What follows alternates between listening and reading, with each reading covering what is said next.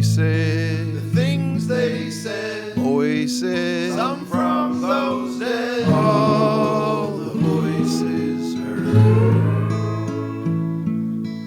Voices, things we say, voices, they're in your head, all the voices heard. Hello, everyone. You have Kempa. And you have Skylar. And Shannon. Hello. And And we I'm have... Asmaa. Sorry. I love it. Yeah. I love it when people a jump guest in. hops in Jump like right that. in. Yes, we have a very special guest today, Asmaa AbuMezied, speaking to us from Gaza, from Palestine. And you are a very good friend of both Flo and Mai's friend, Hadi. So we feel very fortunate to have you. How are you today? Thank you very much. And Hadi is a good friend I've met a few years back. I'm not sure how I feel. It's very difficult. We're still in the recovery of understanding what happened in the past few weeks. But the feeling I got now is like I need to wake up like strongly. So I have my tea with mint just to wake me up. Love it. Yeah, so it's morning for you and me right now, and night for our friends over in California. Well, let's just hop into it. Are you cool doing that? Yes. Okay, so we wanted to do this show to sort of help our friends in the US understand really what is happening for folks who are living on the Gaza Strip, what has happened the last few weeks, and then even, beyond that. And then also, we'd also like to tell sort of our friends in the US what they can do to help. So let's just start from Can I suggest something? Just because earlier before we started recording, Asmaa offered us this information. I shut her down because I was like, no, let's wait until we're recording so we can get it. But can we start, Asmaa, can you just just so we have some context as to who we're talking to, can you tell us a little bit about yourself? Okay, thank you, Skylar. So my name is Asmaa, which really means like rising up to the sky from its origin. And I have lived in Gaza all my life, except like when I went to study abroad and came back. I lived in the US for 1.5 years during the election of 2016, which was not a good period to be in. And then I consider myself like a lousy gardener, like not like a good gardener, but like I try. I have embarked on gardening for the past 2 years. But basically what I do in the Gaza Strip is I work on economic development and gender equality, looking at how can we navigate the politicized economic development of Gaza, and how can we also support women, not only from economic perspective, but looking at how like social justice and economic justice are very intertwined, even with political justice. And this is what I have been focusing on. Recently also, I'm looking at the intersection of like gender and climate change and care economy, of how women are being affected also by the crisis in care sector. So that's it.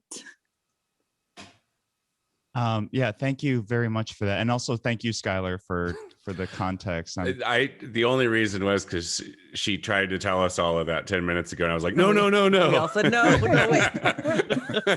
wait. Yeah, and you met Hadi through Global Shapers, which is a global leadership development kind of program. And so I knew that when he when he mentioned that you might be interested to speak with us, that you would be somebody who's very impressive doing things like that. So yeah, we're very, very excited to have you today. Let Thank us, you. yeah, let us begin. You live on the Gaza Strip. Tell us, can you just speak to us about what has happened in the last few weeks with Israel's attacks over there? Okay. To be honest, like I was sitting with my friends yesterday and we were still wrapping our head about what happened. And it's kind of like we have a mind gap, like the past 2 weeks did not even happen. And I think that kind of like the coping mechanism. So over the past 2 weeks, Gaza has been under an Israeli aggression. And I've been through, like, this is my fourth aggression that I have lived in the past like 15 years. And this is the third aggression that my 11 years old nephews have experienced over their lifetime. And I keep telling everyone that what we experienced in the past 2 weeks is completely different than the aggression in 2004, 14 that has lasted for 51 days, that included not only like, artillery shelling and like air invasion, but also land invasion. And what we've experienced over the past 2 weeks really triggered so many memories from 2014 and from 2012 and 2008 and 9. During the past 2 weeks, Israel has bombarded Gaza indiscriminately. So everywhere in Gaza was subjected to be bombarded, to airstrike, to artillery shelling. And for me, my days, I would wake up every day on the sound of artillery shelling. The sound of drones was never ceased. Like, it's something that you get so used to it that it kind of like it fades in the background of the different voices that you experience throughout the days. So our schedule would be like this: artillery shelling in the morning, it intensified during the afternoon, and then when the night starts, it's the airstrikes. So usually there is a time, after 1 a.m., that it's the time where the airstrikes will hit really hard. So you get to gather in what we perceive a safe space in our house, and like just stay together and try to look at that safe place. And then like we would count the hours of the night until we woke up to the artillery shelling. So this was like, the daily experience we had. And that's not even talk about like whether people had like access to electricity or have enough water to drink or even to use for cooking or anything like that. So for me, the past, how it's different is because from the previous aggressions is because the amount of targeting, it was a targeting of all what we like hold dear. Like, it was a targeting for, the commercial and the economic sectors that we spend years and decades in building. It was a target to the cafes that we love, and we sit and we discuss and we look at life, even though every aspect in our lives tell us to give up. And it also was a target on like, what we constitute as a normal life, the infrastructure, the roads. So I think how this aggression is completely different than the other one, besides like, the brutal targeting of residential building, was it really targets our dreams, our hopes of the future, and how, whether I want to see life, whether will I have a hope for a future or not. Yeah. And these the airstrikes and the artillery shelling, this, I just, that this had very real consequences, right? Well over 200 people have died over there. I think the stories that most Americans know immediately right now are the killing of the Palestinian journalist out there, as well as, and his name is Yusuf Abu Hussein, as well as I think people all over the world have seen the story about the man whose home was struck, and he lost his wife, 4 kids, and now it's just him and his daughter. So I guess all of this is to say that there are very real consequences to this, and I just want to drive that home for listeners, right? But coming out of these past couple weeks, I guess you already started with this, but what is the outlook? What is your hope for something after such aggression? So the way we have been living like for decades is an alternative or between a slow death and like a very quick death. So the aggression over the past 2 weeks were the type of like quick death. But when the aggression ends, does not mean that the slow death mechanism is not has stopped as well. And I have lived in Gaza like all my life. The blockade is still in effect. We still don't have electricity 24 hours. We have electricity 6 hours a day, and we still have a problem with water. And just the background information is that more than 96% of Palestinian households do not have access to drinking water. And I remember when I came to the US, and people were drinking from tap water, and I couldn't understand, like, okay, like tap water, like I don't have to buy water. How can I make sure that this is something that is clean? Can I drink it? For me, these things were always a question, and it's always a question for us.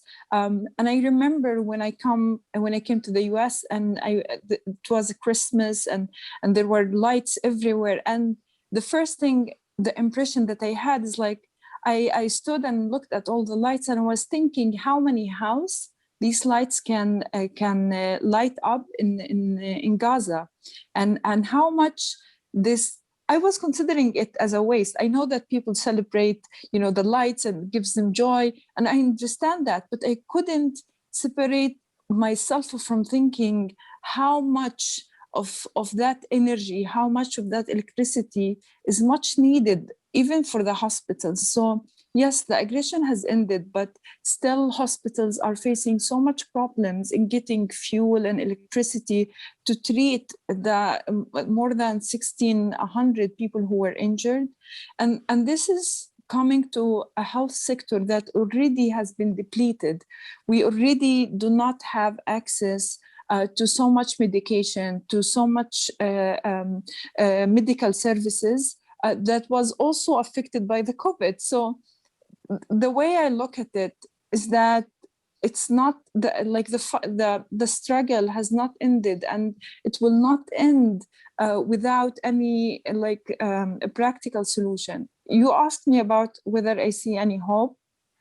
To be honest, during the two weeks, I felt so many times that there is a lot of relief in death, because that's it, you die, khalas, like you don't have to worry about what you are gonna do next. You don't have to worry about what kind of young people your nephew will grow up to after seeing these aggressions. And also you don't have to worry and look always behind your shoulders when the next or above to the sky when the next aggression will come, and it will come. People are now just thinking, like all of what we are thinking is like, okay, so is it going to be a year? Is it going to be 2 years from now?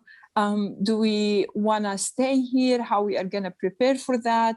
How should we build our houses in a way that does have this, stairwell that we can easily evacuate from if we had to run for our lives?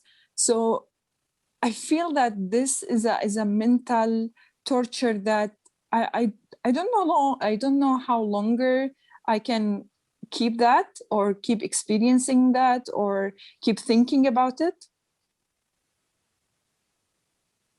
Yeah. Can you run us through, you mentioned earlier that, like, obviously recently, and it seems that in Spates there are periods of bombings and airstrikes, but I can't remember how you put it earlier, but it was there's like a slower thing going on in periods where they're in Gaza, in periods where there are not, when they're not specifically conducting bombings and airstrikes, right? I'm talking about things like evictions and sort of just the general creep of like settler colonialism. And can you speak to that, and can you share kind of your what is that side of it been like, as someone who lives over there?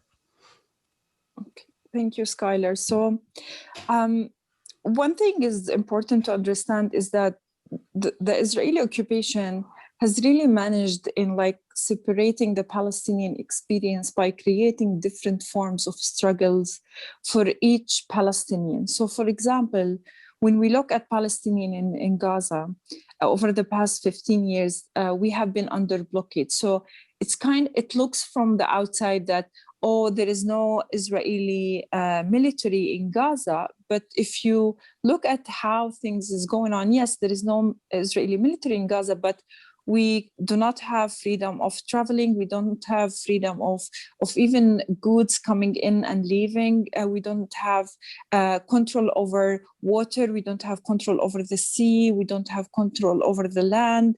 We don't even have an airport. We don't have an infrastructure, like we don't even have shelters.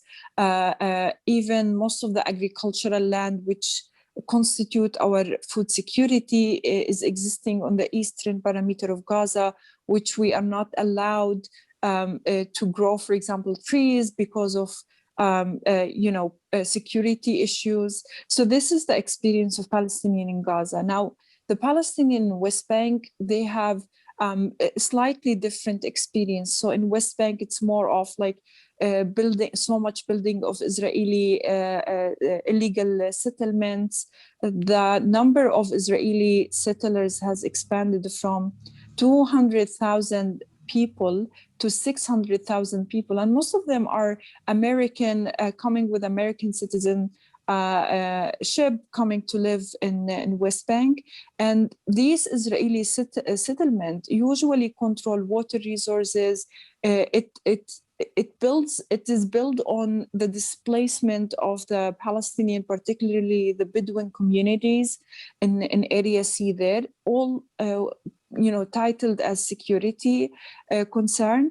And then you have also the Palestinians in Jerusalem and East Jerusalem, and those, like we've seen throughout the social media, like Sheikh Jarrah and Sulwan, they are also experiencing forced ethnic displacement. And those people who lived there for like more than 5 to 7 decades, and some of them have lived there for centuries, and they are being displaced so that an Israeli Jews can come and replace their residency. And the media is trying to portray it as a real estate issue rather than looking at it from a settler colonial perspective. And then you also have the Palestinians inside, with the Israeli IDs inside cities like Haifa and Yafa. And these are subjected to another form of discrimination. So these are considered citizens of Israel, yet they are being treated as third-class citizens. So they don't have rights to get jobs. They don't have rights to get, education. It's not written very clearly in the Constitution and laws, but all the procedures, there are so much obstacles that prevent them. So even when it comes to shelters, during the past 2 weeks, Israeli Jews have access to shelters, but Palestinian Israelis with an Israeli ID did not. So when you look at these different experiences, it is manufactured in a way that you cannot pinpoint on how this looks in a larger frame.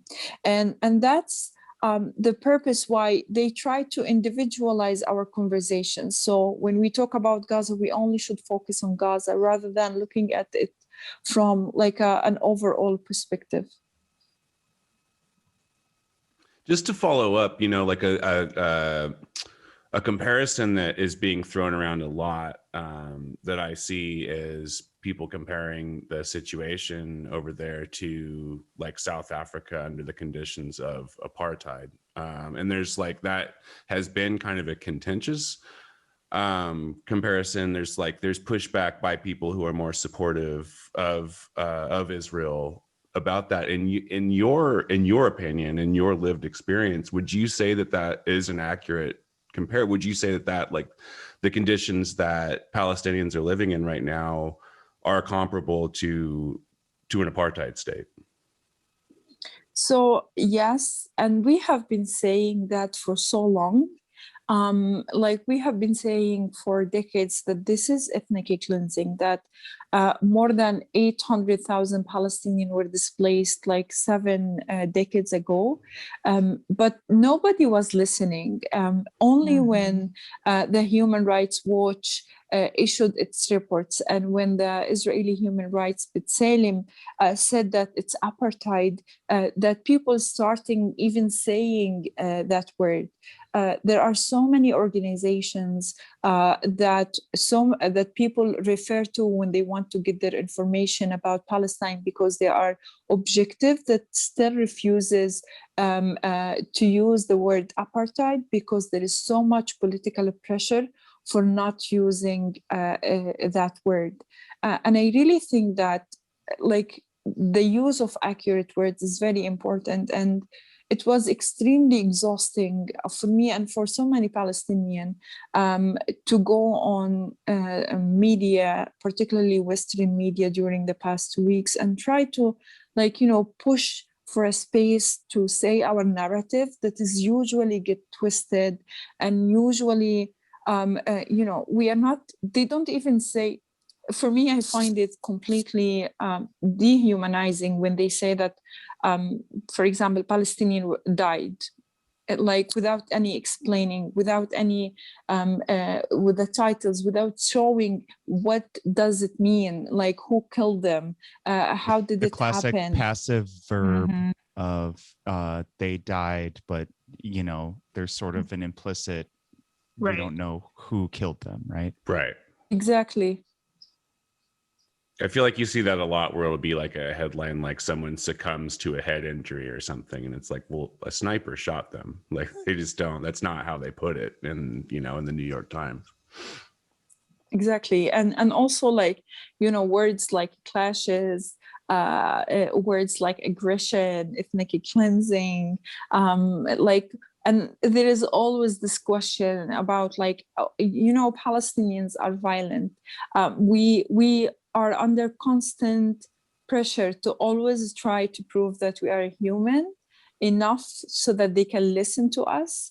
And even when they are listening to us, they are not actually listening. They just take from our words what suits the narrative that they already have in mind, that they are already promoting. Yeah, and that's particularly in the U.S. I think that's a huge problem, that the narrative has been set in such a way where immediately, just to get your time, just to speak your piece, you have to be on the defensive before you can actually talk about all of the things that you were just describing, right? Everything that you have to deal with just to get through a day out there. You were talking about how the narrative is a little bit sort of twisted, especially in a country like ours in the US. I want to know, have you seen this changing a little bit? Do you see this sort of, do you see people starting to understand a little bit better? You mentioned Human Rights Watch and other nonprofits actually naming this as apartheid, folks actually using the term ethnic cleansing. Do you see any sort of movement forward as far as the world starting to understand what you're actually dealing with out there? So what I've noticed is different trends.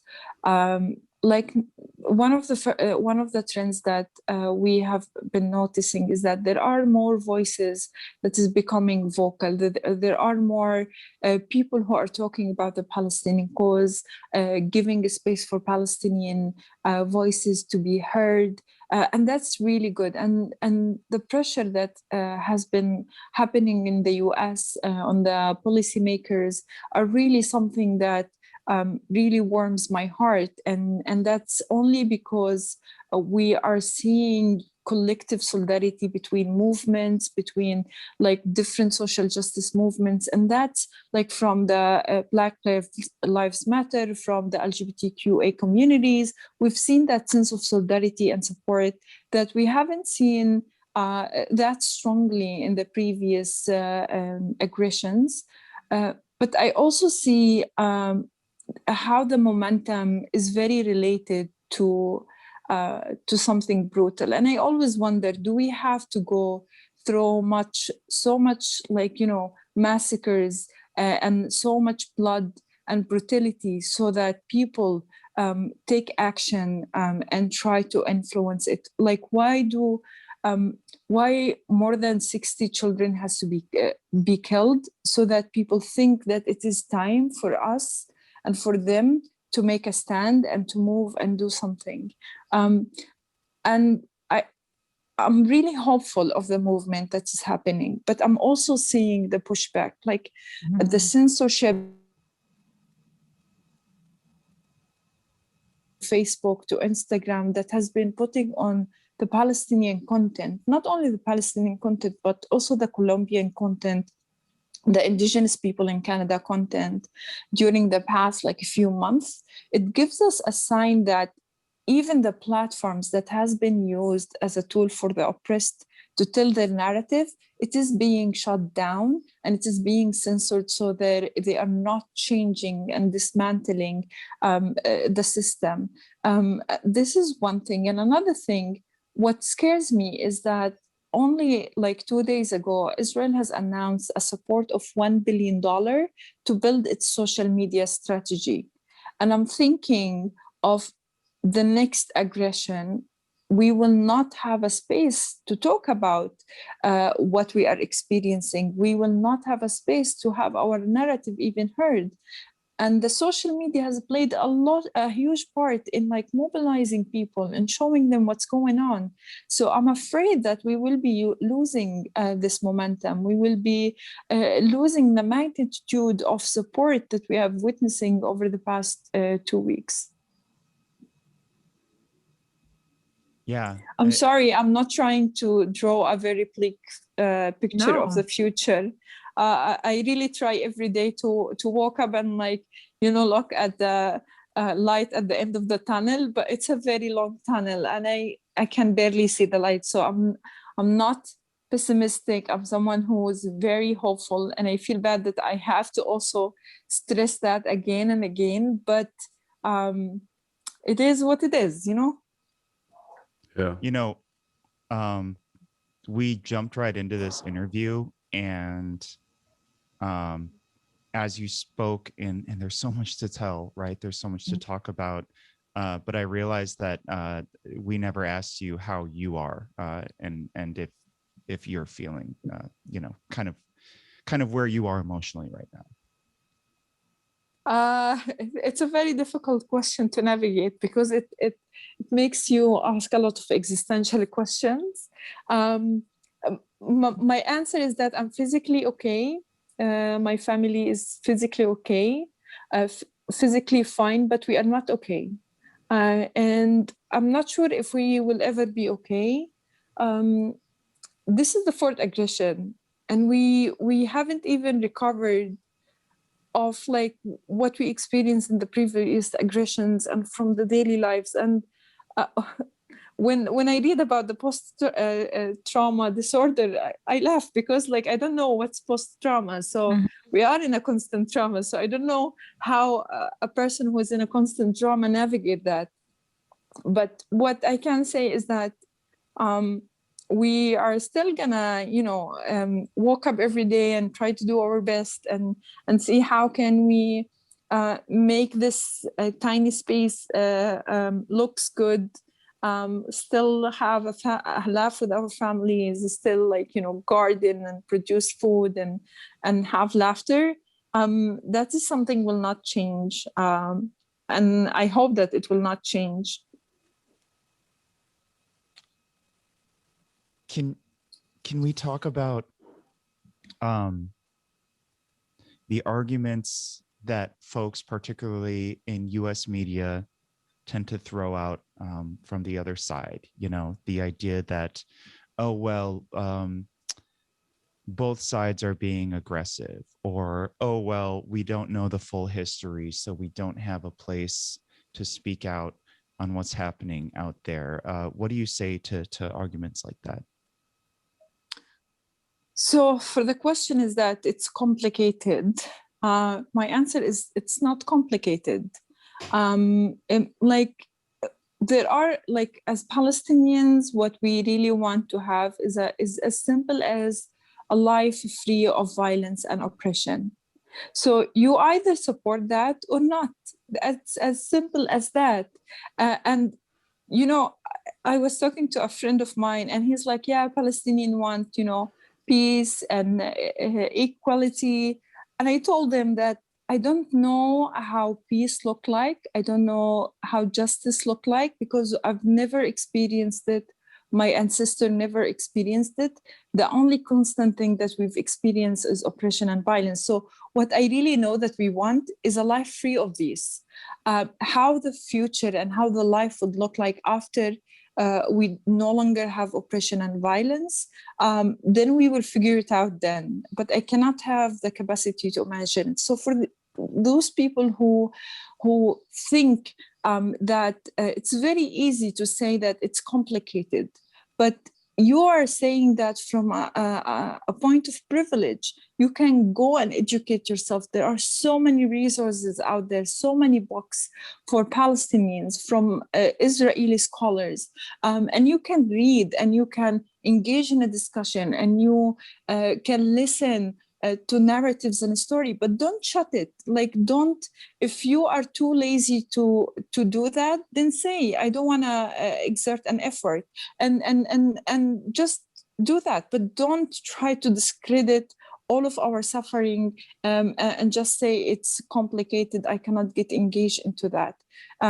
This is the first one. And the second thing is that when we talk about both sides are exerting, aggression, you have to look at so many factors. The first one is how disproportionate the power dynamic is. When you talk about Palestinians, we don't have a government, an autonomous government. We don't have an army. We don't have an official army. We don't have any military strength that is as powerful as Israeli. It's not even a military that we have. And when you look at the other side, when you look at the people who get killed from both sides, it tells you something.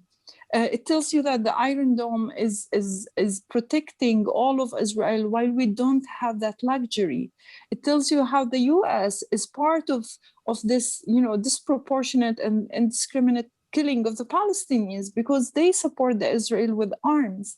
So all this narrative about even when they talk about, oh, but the Palestinian instigate violence, look at before 2005. Okay, if you talk about Gaza and the problems in Gaza, what's happening in the West Bank? How people are being killed. Look at the arrests that is happening inside the cities in Israel. 500 people are being arrested because they were protesting. Look at the displacement that is happening in Sheikh Jarrah. So all of these examples tells you that it's not, equal parties, both sides are fighting. No, it tells you the story that there is so much power in there. It is a system that is functioning and benefiting from the lives and what they are taking from the Palestinians. Yeah, and we're increasingly hearing terms like ethnic cleansing, human rights abuses, war crimes, and it's hard to deny that that's what's happening. Increasingly, folks in the U.S. are starting to understand that our government is funding the Israeli war machine to the tune of almost $4 billion a year. Can you talk a little bit about the role that the U.S. government does play and what responsibility people in our country have to fight back against this? Okay. So it's not only about, supplying Israel with military arm, but also providing unwavering protection for Israel and its crimes against the Palestinian. During the 2 weeks aggression, the U.S. has blocked 3 times the UN Security Council convening, and they vetoed the petition that was presented and the statement that condemned Israel and condemned the aggression and the killing of the Palestinians. And this is not the first time they've done it. Every single time the Palestinians are being killed, the US used its right of veto to protect Israel. And also the funding, the amount of even Americans who leave their country in the US and come to sit in an illegal Israeli settlement that takes away the water resources of the indigenous Palestinian people. He holds responsibility of maintaining this oppressive system. And I'll just give you an example. When I came to the US, I visited Michigan and Detroit specifically. And I was very naive then. I was looking at the US from the movies that we see and from Hollywood. And you kind of have this idea that the US is the dream and everyone is living very comfortably. And when I went to Detroit, I was horrified. I was looking at how empty the streets are, the homelessness of the people. And at that time, I was like, oh my God, there is a place worse than Gaza that I'm seeing. And That's a ringing endorsement. Laugh, but that is so true. I swear, and I was thinking, why the US government is not investing in that? Why people are still struggling with healthcare? And I know why, because that money is being used to kill us rather than actually build a better life for the American citizen. And I think this is where the American citizen can play a huge part. The social struggle in the US, it needs to be addressed. But what I see is that usually some Americans, when they want to talk about social justice, it's very easy to them to talk about social justice in other countries rather than talk about social justice in theirs. It's very easy to go and volunteer in somewhere like, in an African country or in the Middle East, and to make themselves feel good. But that's not where their effort should go. It should go for their own country and how they can push for the political spheres to be considerate and to address the social issues in theirs. And by doing that, you are not giving any money for any atrocities that the US is implicit in somewhere else. We've seen what happens in Iraq. We've seen what happens in Afghanistan. We've seen the amount of people who are killed by the US arms. And Yemen, it's continuous. So I don't, I know I'm talking to an American audience and that they will not like that, but I really wish. Oh, we welcome this as hosts. We will, yeah, definitely. I think you're fine. I think if the US invest the amount of money that they invest in wars against like so many countries in their own country welfare, that would be a huge difference in people welfare. Yeah, totally agree. Asmaa, I made the terrible decision the other day to comment on a friend's post that kind of opened up Pandora's box. But one of the things that came up in the course of this conversation was I was talking about our complicity, right? And I said, I think sometimes when we say it's complicated, what we really mean is we're complicit. And we call many civil rights issues complicated because we don't want to have to question essentially our investment in the conflict. And I just bottom lined it. And I was like, I think Netanyahu is as complicated as Trump is. Right, which is to say not at all. And the conversation then turned to the natural place where it goes when people want to deflect from this, which is, but what about Hamas?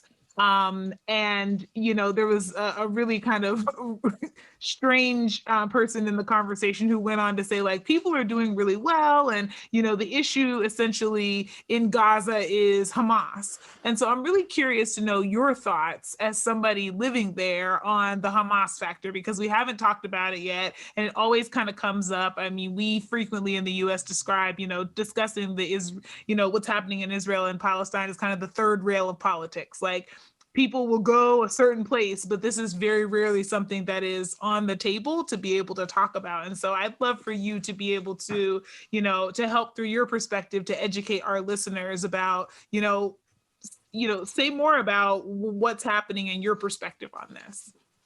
Okay, so yeah, it's the most frequently asked question. What about Hamas? There are very important points that need to be addressed when anyone is asking about Hamas. The first thing is that Hamas was established 3 decades ago, so like in 1987.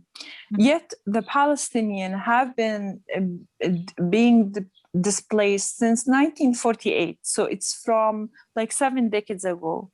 So what about Israel aggression and oppression for the Palestinian over the decades that pre-Hamas existence and pre-Hamas foundation? Nobody is talking about that. It's very easy to have Hamas as a boogeyman that will silence any conversation about Palestine. We've seen the massacres that happened to the Palestinian in Sabra and Shatila in Lebanon, where a whole neighborhood was being obliterated. We've seen in 1948 how whole villages like Deir Yassin has been wiped out and its whole residents were killed. And one of the way that they used to do this mass killing is by killing everyone in the village and leaving one person so that he can go to the next village and tell them what happened. And therefore, playing the cycle of war, and like people have to flee in the hope that they will come back to their homes after a few days. And this is like the side of brutal killing. But also when we look at Israel and how they have been expanding in Israeli settlement, when we look at about how they are controlling every single thing in the Palestinian life, you realize that it's not only about, Hamas, it's about what is the daily experience of the Palestinian. And whenever it comes to Gaza, they say Hamas. And when people bring up like, okay, what's happening in Jerusalem, they cannot use Hamas excuse anymore. And when you ask them, okay, what's happening in the West Bank? In the West Bank, farmers during olive trees, which is considered their livelihood, when they go and try to harvest the olive trees, the Israeli settler will shoot at them. They will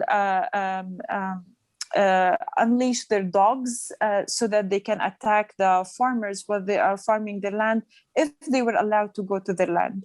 There were so many like foreigners coming in solidarity to escort kids to schools because Israeli settler will not attack a Palestinian children going to school if they were escorted by a foreigner.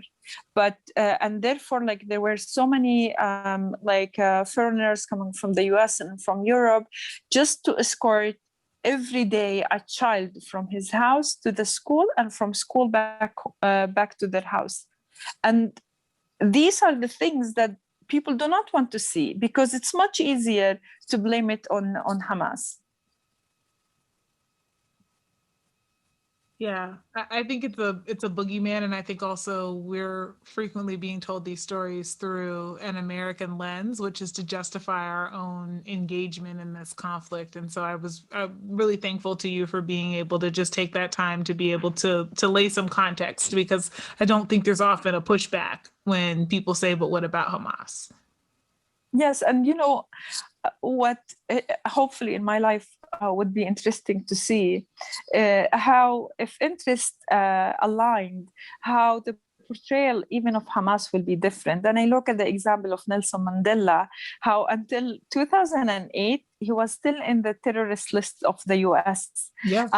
And how now in the US, whenever someone talks about freedom fighting, they give the example of Nelson Mandela. So I can't not see this double standards. It would be, for me, it would really be interesting if things change and interest align. The people who use the Hamas card, what they will do if it was removed from the terrorist list. I think the other thing that can't be overstated about the comparison, or the both sides comparison, where it's sure, people are being violent on both sides, is just the casualty list of Palestinians versus the casualty list of Israelis is not even close. It's a completely, I don't know. I'm having a hard time articulating it, I guess. The numbers are not, it's not the Israelis kill some Palestinians and the Palestinians kill some Israelis. It's the ratio is way outsized. I don't want to throw out numbers because I don't want to exaggerate or give false numbers, but I think it's somewhere in the realm of 50-1 or something like that. It's not even, it's not a both sides deal, I guess, is what I'm trying to say. Exactly. It's now it's more than 240 Palestinian, and still they are trying to get people out of from under the rubbles, compared to 12 Israeli. And again, what I really want to stress is that people tend to forget to use international law in a certain parts and forget the other part, because there is always the stress that Israel has a right to defend itself. But what about the Palestinian right to defend themselves? The international law says that any state has the right to defend themselves. And I always think if someone is trying to attack me in my house, to steal my house, would I stay silent? Am I expected to stay silent? Am I expected to welcome that person and just leave my house and, be in the street, or like find somewhere else to host me? And this is a very important question. And when I ask people, like, if I keep telling them that if I came to your house and like tell you that you need to leave because this is my right, I have the right to stay in this house, this is mine, what will you do? And people would stay silent, because I think they will behave completely different, yet expect us not to do anything. I know we're coming up on the hour, but something that I was thinking about as we entered into this conversation, and then as we just heard you sharing about, the sound of drones being something that is just always there, and gathering it with your family and counting the hours of the night. And that something that stuck with me from your sharing earlier was that one of the targets really is your dreams, that that it's hard to see through this tunnel, this really long tunnel. And the question that comes to mind, one of the things that always comes to mind for me when people are experiencing suffering, though this magnitude is something that's so far outside of our realm of understanding here, is community. And I'm interested in you as a person who is living your life day to day. How do you experience community in all of this? Like you are a person with a family, with friends, you talk about your nephews and being a novice gardener, and I know that you don't get breaks. But I guess just to like humanize this for our listeners, what is community for you?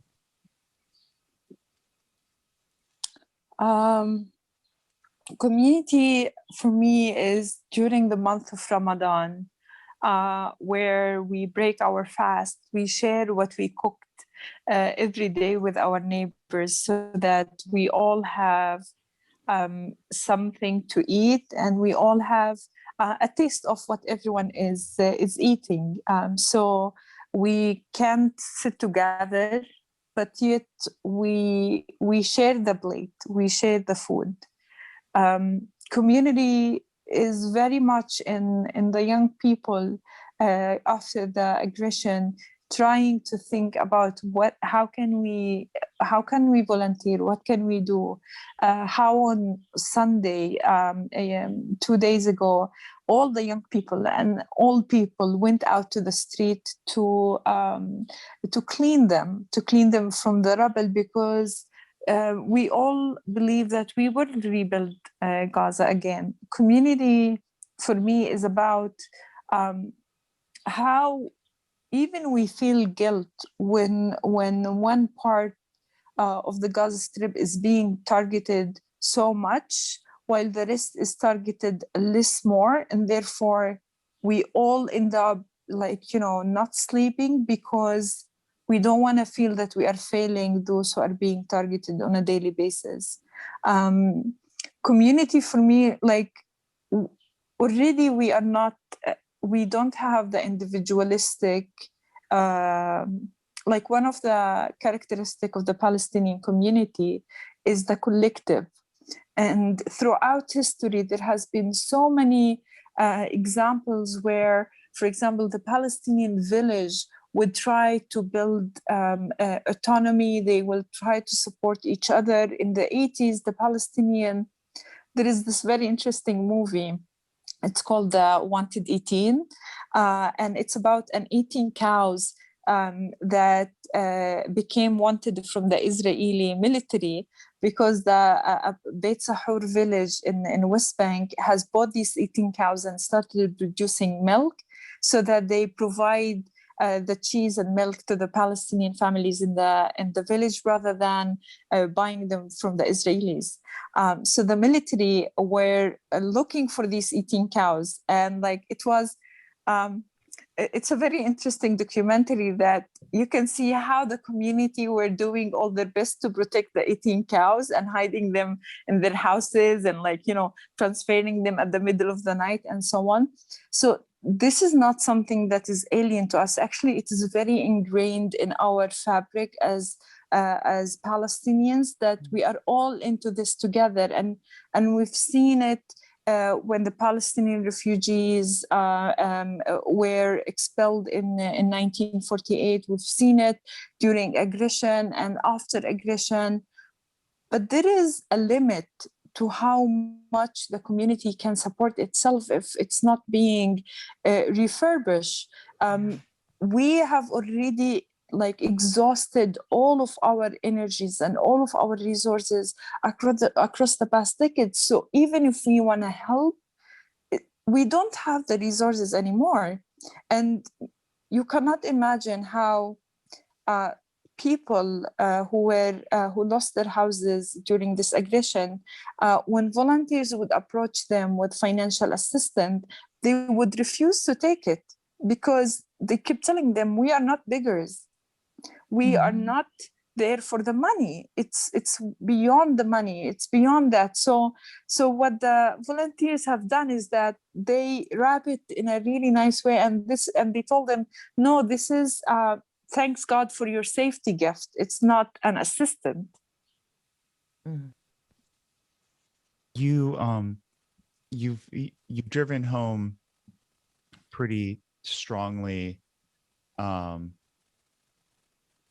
sort of in many ways, kind of what people in the U.S.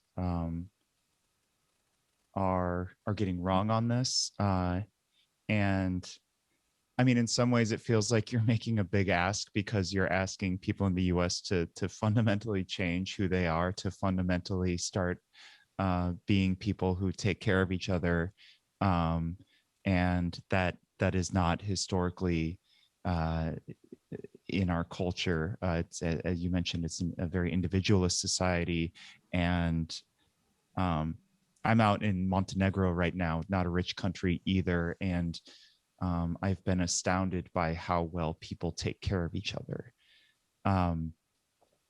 But I think there is a silver lining. I think we are seeing little things start to change in the US. We've seen marches with numbers of people for Palestinians that we've never seen in our country. We have a Palestinian American in the House of Representatives, and she is personally changing the narrative. So can you speak a little bit to people in the US about what they can do to make a difference in your life and the people out there? First, I really don't think I'm asking a big ask. I'm not changing the American to change who they are. I'm actually, on the contrary, I'm asking them to be true to their values that they brought up with.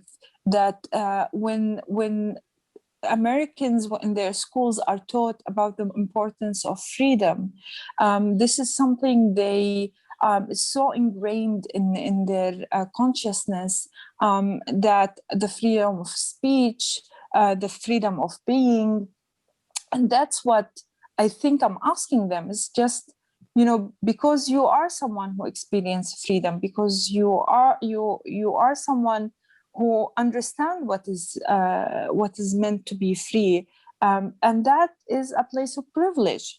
So it's important to act on that, to at least not to be complicit. And not to be complicit is not a big ask, because try and look at what can you do within your own community, but understand that what's happening in your community is also connected to the struggle of other people out there. So by addressing that and the root causes that's happening in your community, you are linking and trying to address the root causes that's happening somewhere else.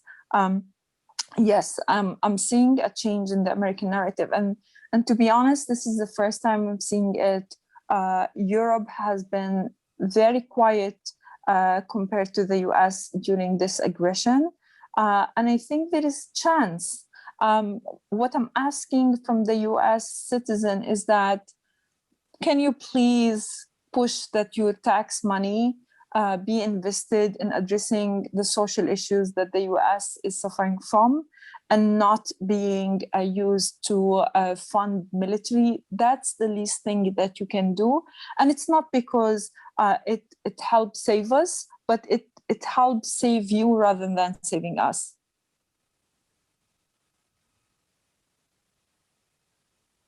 Yeah, I guess all I have to kind of add to wrap up, I guess, is, you know, we have the platform we have, and I wish we had I wish we had a bigger one to offer you, but this is what we have to give. Before we go, just kind of, is there anything else that you want to say to folks over here that are listening to this show? Like, anything else that you want people to know or be thinking about? I think I would like, my call is to invite them to think and reflect, but also to invite them to come to Palestine.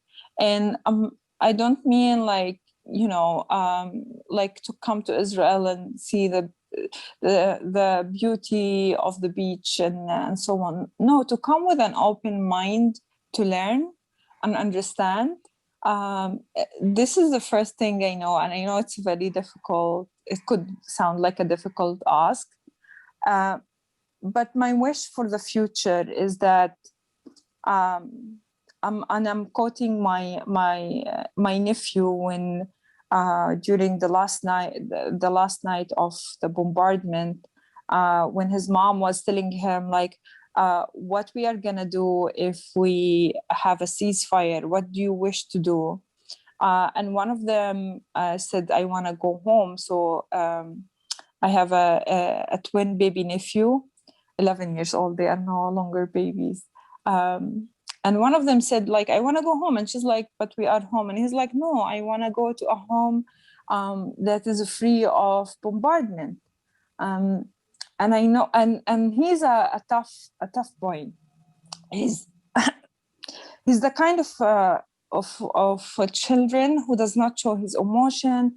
He's very composed because his twin brother is the type of child who gets very scared, who would jump around when he hears an airstrike hitting, and he was trying all day to be strong for his brother. So for me to hear him, it was very difficult. I think, I'm sorry. Yeah, so what I wish is that I no longer I don't wish that they will have to experience and go through this again. Neither anyone actually on this planet, because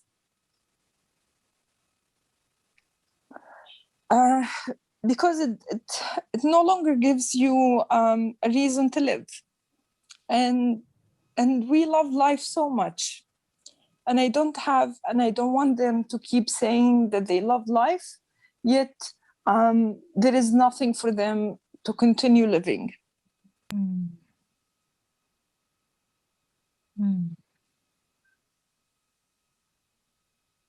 It's I think it's so clear to all of us, and it will be to all of our listeners, just the glimmer of a person that you are, and the resilient person that you are. And I want to say thank you for sharing all of this with us, because I know that was not easy. But I also want to say that I wish that you didn't have to be so resilient, because that sounds absolutely exhausting. And as Skylar said, our platform is, it's not much, but we've got it, and we will amplify your words, your calls to action, and your invitation over and over again, in hopes that we can somehow make that tunnel just a tiny bit shorter for you. I'm just incredibly grateful for your vulnerability and for your willingness to share. Yeah, absolutely. Thank you so Thank much. Yeah. I don't think I could have said that better than Shannon or anybody could have. Just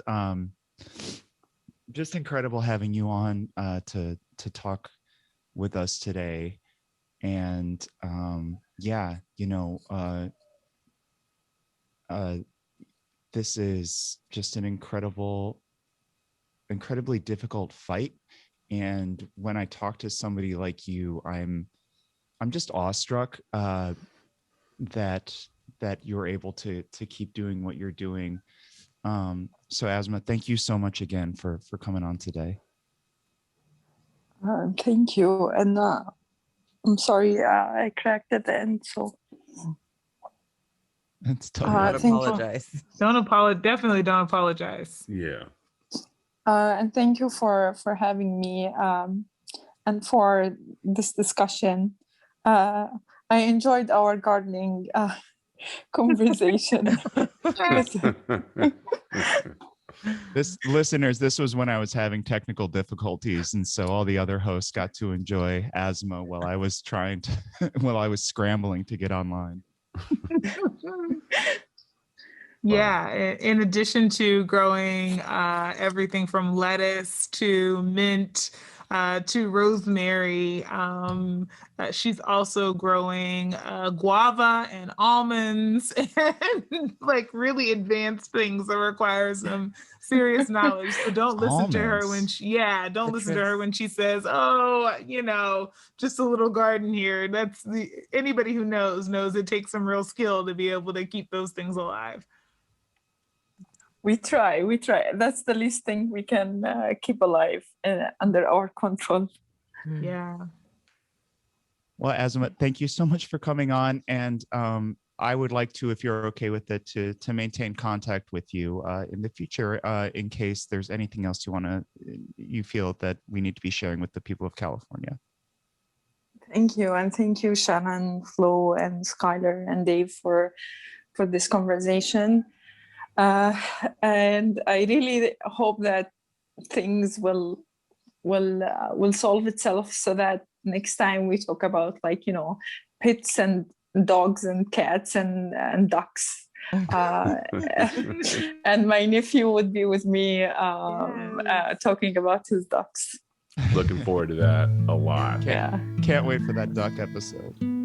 Thank you. Well, also thank you to our listeners for listening to this show. We love you and we want you to stay safe. Stay sane.